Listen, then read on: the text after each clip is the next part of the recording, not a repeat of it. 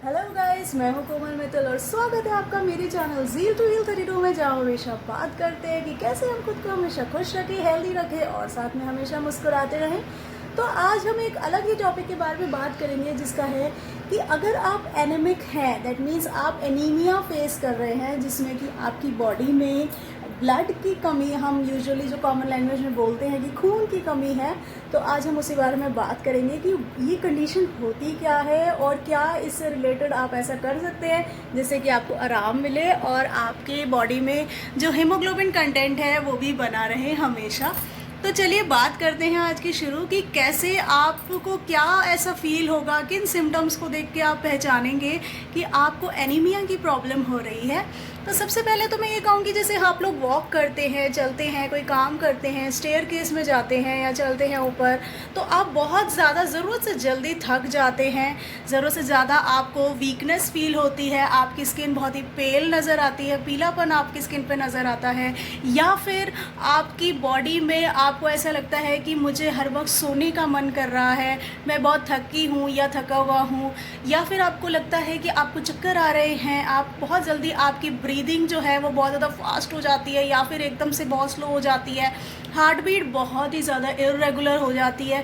तो ये सारे जब बहुत ज़्यादा सिम्टम्स आपको वीकनेस, टायर्डनेस, पेलनेस के नज़र आना स्टार्ट हो जाते हैं, तो आप पहचान सकते हैं कि हो सकता है कि आपको एनीमिया की प्रॉब्लम हो। अब एनीमिया की प्रॉब्लम एग्जैक्टली होती क्या है, पहले तो ये जानेंगे।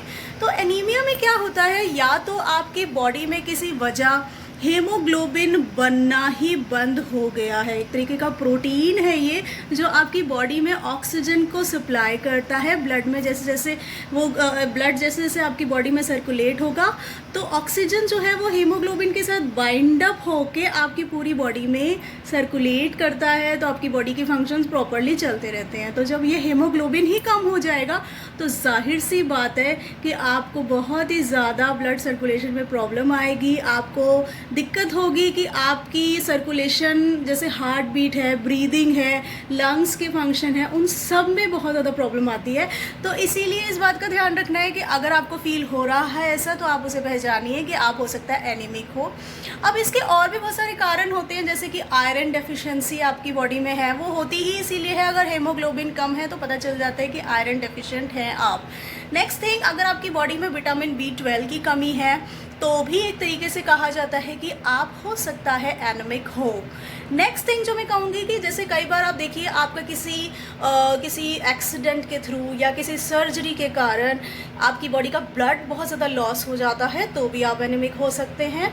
अब फीमेल्स में यूजुअली मेंस्ट्रुअल साइकिल की प्रॉब्लम होती है, तो मेंस्ट्रुएशन में अगर ब्लड फ्लो बहुत ज़्यादा हो जाए हर बार, तो भी आप एनीमिक हो सकते हैं। तो ये बात का ध्यान रखना है कि अगर आपको इन सब चीज़ों की प्रॉब्लम ऑलरेडी फेस की है आपने, और फिर आपको सिम्टम्स जो मैंने बताया वो भी मैच कर रहे हैं, तो एनीमिया की प्रॉब्लम हो सकती है। तो इस बात का ध्यान रखना है। नेक्स्ट थिंग, अगर आप कोई ड्रग्स ले रहे हैं, कोई मेडिकेशंस ले रहे हैं, तो उसके कारण भी आपके ब्लड में इस तरह के चेंजेस आ जाते हैं कि आप एनीमिक हो सकते हैं। बाकी चीज़ें ये भी होती हैं कि जैसे अगर आपके ब्लड में बहुत ज़्यादा किसी न किसी फॉर्म में इन्फेक्शन हो रहा है, तो भी आपके ब्लड में हीमोग्लोबिन जो है, RBC काउंट भी बहुत कम हो जाता है, उसके कारण भी प्रॉब्लम आ सकती है। तो बहुत सारे कारण हैं जिसके कारण आप एनीमिक हो सकते हैं। दूसरी चीज़, अगर आप मीट खाते हैं, और मीट या तो आप बिल्कुल नहीं खाते या फिर बहुत कम खाते हैं, तो उस केस में भी आपको एसेंशियल विटामिन्स जो आपको मिलने चाहिए, आयरन जो मिलना चाहिए, फोलिक एसिड जो मिलना चाहिए, वो नहीं मिल पाता, तो आप एनीमिक के बहुत ज़्यादा होने के प्रोन टू हैं। मतलब आपको बहुत जल्दी एनीमिक कंडीशन आपकी अराइज हो सकती है। तो इस बात का ध्यान रखना है कि आप मीट प्रोडक्ट्स भी ट्राई करें। नेक्स्ट थिंग जो मैं आपसे कहूँगी, अगर आप खाने को बहुत ज़्यादा कुक कर देते हैं, जैसे ओवर कुक्ड फूड जिसे हम कहते हैं, डीप फ्राई करना, ओवर कुक करना, उसे बिल्कुल सुखा देना, तो वो बहुत ज़्यादा नुकसानदायक है आपके लिए, क्योंकि उसके कारण आपके खाने में जितने भी एसेंशियल विटामिन्स होंगे वो सारे ख़त्म हो जाते हैं, डैमेज हो जाते हैं ओवर हीटिंग के कारण। तो आपकी बॉडी में जाहिर सी बात है विटामिन B12 की कमी आ सकती है, आयरन की कमी आ सकती है, अदर एसेंशियल विटामिन्स की कमी आ सकती है, तो भी आप एनीमिक हो सकते हैं। तो इस बात का ध्यान रखना है कि खाने को बिल्कुल भी ओवरकुक नहीं करना है। तो ये भी बहुत ज़्यादा इम्पॉर्टेंट चीज़ है कि आप कैसे पहचानेंगे कि आपकी लाइफ में ये प्रॉब्लम्स अगर अराइज हो रही हैं। तो सबसे पहले तो आप उसका कारण जानिए, तो कारण से आपको सोल्यूशन मिलेगा। तो ये बात हमेशा ध्यान रखना है आपने कि कारण पहचान लिया, सोल्यूशन आप ऑटोमेटिकली ढूंढ लेंगे, इतने हम केपेबल हो जाते हैं। फिर नेक्स्ट थिंग जो मैं कहूँगी कि अगर मैं इसमें आपको डाइट सजेस्ट करूँ तो सबसे पहले तो मैं आपको बनाना सजेस्ट करूँगी। बनाना बहुत ही ज़्यादा आपके लिए एसेंशियल होगा। क्यों? उसमें फॉलिक एसिड भी होता है, विटामिन B12 भी होता है और आयरन भी आपको मिलता है। तो तीनों चीज़ें आपको बनाना से मिलेंगी। तो बनाना बिल्कुल एक बेस्ट चॉइस है अगर आप एनीमिक हैं तो, अगर आप एनीमिया फेस कर रहे हैं तो इस बात का ध्यान रखना है। नेक्स्ट थिंग, अगर आप फ्रूट्स में और भी चीज़ें खाना चाहते हैं तो बिल्कुल खा सकते हैं, जैसे कि पोमेग्रेनेट हो गया, जैसे कि अनार का जूस पीजिए। जूस नहीं पी सकते तो अनार खा लीजिए, वो भी बहुत ही ज़्यादा बेनिफिशियल है आपके लिए। नेक्स्ट थिंग मैं आपसे कहूँगी कि अगर आप लीफी वेजिटेबल्स खाते हैं तो उसमें आप स्पिनच, जो पालक होती है, उसे ज़रूर खाइए। वो बहुत ही अच्छा सोर्स है आयरन का। तो आप बिल्कुल पालक खाइए, वो आपके लिए बहुत ही ज़्यादा बेनिफिशियल है। नेक्स्ट थिंग मैं आपसे कहूँगी कि अगर आप ड्राई फ्रूट्स ट्राई करते हैं तो आप पिस्ताचियोस जिसे कहते हैं, पिस्ता ज़रूर खाइए। उसमें सबसे ज़्यादा आपको आयरन मिलेगा, सबसे ज़्यादा अच्छा कंटेंट आपके हीमोग्लोबिन कंटेंट को मेंटेन करने के लिए होता है। तो आप पिस्ताचियोस ज़रूर खाइए। नेक्स्ट थिंग मैं आपको कहूँगी, अगर आप रेजिन्स और डेट्स जैसे किशमिश और खजूर खा सकते हैं तो बहुत अच्छी बात है। आप बिल्कुल ट्राई कीजिए उसे, क्योंकि उससे भी आपको मैक्सिमम बेनिफिट मिलेगा और आपकी जो एनीमिया की कंडीशन है, एनीमिक होने की प्रॉब्लम है, वो सॉर्ट आउट होगी। तो वो बिल्कुल आप खा सकते हैं, वो आपको बहुत फ़ायदा करेगा।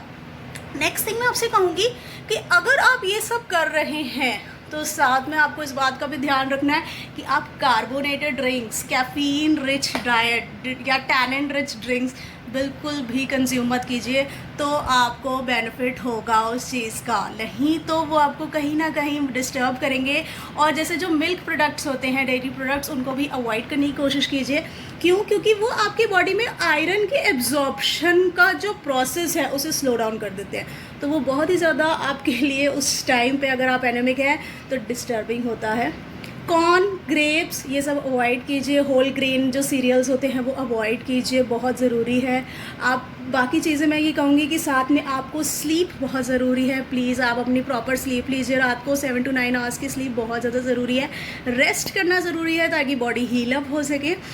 नेक्स्ट थिंग, मैं हमेशा आपसे कहती हूँ अपनी हर वीडियो में कि स्टे हाइड्रेटेड। तो हाइड्रेटेड अगर आप रहेंगे तो ब्लड का फ्लो बहुत अच्छा रहेगा वाटर के कारण। आप ऐसी चीज़ें खाइए जो कि हाइड्रेशन आपको प्रोवाइड करें, बहुत अच्छी आपको बॉडी में आपके वाटर के कंटेंट को मैनेज करता रहे।